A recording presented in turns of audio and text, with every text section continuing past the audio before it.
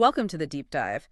Today we're unpacking something really interesting for you. We're looking at episode 5 of Kirah, the AI native business. Yeah, and our mission today is exploring this um, very quiet anti-hype philosophy. hmm It's about how AI might actually make us, more human. Which sounds kind of wild, right? Because we constantly hear this false dichotomy. It's always this panic that AI is replacing everyone. Right. Or on the flip side, everyone rejoicing because it's magically going to do all of our work for us. Exactly.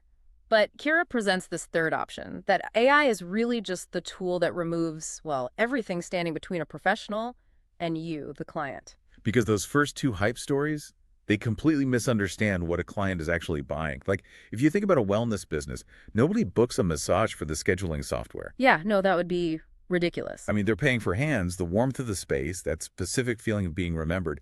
The product is the human.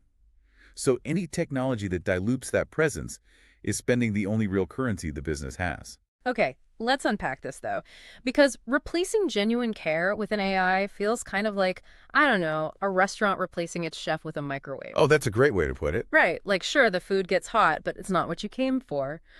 But where exactly do we draw the line between, helpful automation and faking the human touch? Like if an AI perfectly mimics an empathetic check-in text a week after a massage, why not let it? Well, it's a huge risk Yeah. because the moment the client finds out it was an algorithm checking on their shoulder pain, the trust just completely evaporates. Oh, wow. Yeah, I can definitely see that. It suddenly feels super transactional. Exactly. So that line you mentioned, it isn't blurry at all. It has to be drawn strictly between logistical operations and genuine human relationships. Right. Think of it like an operating room.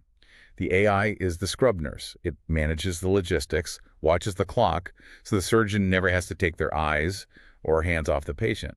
And AI should never give the treatment or, fake the relationship. Here's where it gets really interesting, though.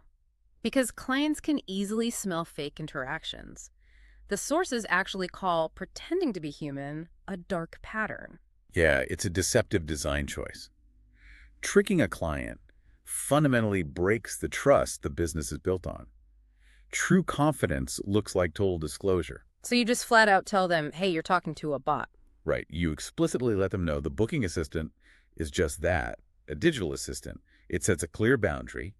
The logistics are automated, but a real human is delivering the care. Which means true presence is the practitioner who isn't anxiously glancing at her phone mid-session to see if the 3 p.m. appointment canceled. Precisely. You're actually present enough to remember your client's issues because the AI is doing the heavy lifting of remembering the calendar. Which brings us to the burnout math. By firmly delegating all those logistics, we're solving this industry's most hidden crisis, right? What's fascinating here is that solo wellness practitioners rarely burn out on their actual craft. They love the work itself. It's the secret second job that gets them. Exactly. They burn out because they're playing receptionist, marketer, and bookkeeper until 10 p.m. every night. AI deletes this second job completely. It proves that rest is actually a business asset. So automation done right doesn't just optimize the human to grind harder, it hands those hours back. And there is a real competitive twist here, too. Because technology is almost always sold to us for pure speed and scale. But if every spa on the block uses AI to answer the phone at midnight, the logistical playing field is completely leveled. Right. The AI just becomes table stakes at that point. So who wins that game? The human wins. Clients will consistently choose the place where the person in the room is fully, undeniably there with them. If the tools aren't making your human interaction stronger, the setup is fundamentally broken. So what does this all mean for you listening? Whether you run a wellness spa or manage projects in an office, you really need to look at your tools. Yeah, ask yourself, is your tech just forcing you to work harder, or is it handing your hours back? Because the ultimate product of AI should be your restored presence.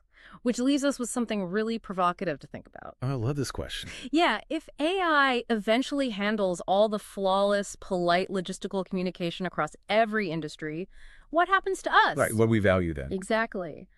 Will our societies start placing a massive financial premium on unscripted, imperfect human flaws? Like, if the bots are flawlessly scheduled, we might just pay a premium for a beautifully messy human touch. It is definitely something to think about the next time you get an undeniably perfect email. Absolutely. Well, that's all for today's deep dive.